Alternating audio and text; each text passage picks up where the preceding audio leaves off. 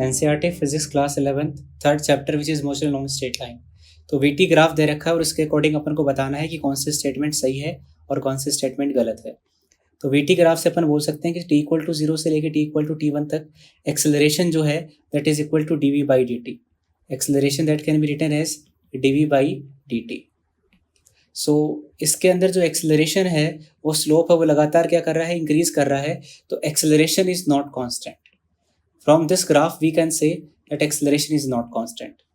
So by using this we have to verify whether which of the following statement is correct. First statement x t2 x t1 plus v t2 minus t1 half at square। तो ये जो equation है आप x t1 को इधर लेके आओगे तो ये क्या बनेगा, x at t2 minus x at t1। This is your displacement.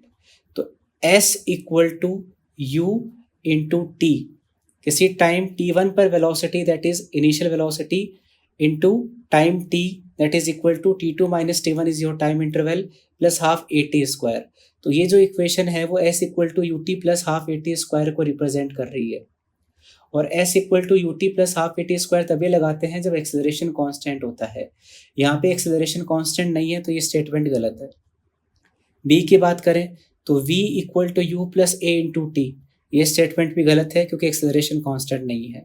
सी की अगर बात करें तो average velocity x2 minus x1 upon delta T, this is valid. Acceleration constant हो या नहीं हो, डेल्टा वी एवरेज वेलोसिटी की हमेशा क्या होती है, displacement upon time. Average acceleration v final minus v initial upon delta T, this is also valid.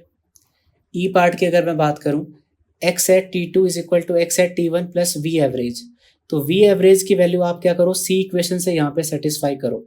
जब आप सी इक्वेशन से सेटिस्फाई करोगे तो लेफ्ट हैंड साइड और राइट हैंड साइड क्या आएगा, डिफरेंट आएगा। तो this is also not valid. F की बात करें तो E is also not valid. F की बात करें x t two minus x t one that is displacement, और displacement is equal to area under v t graph, this is right.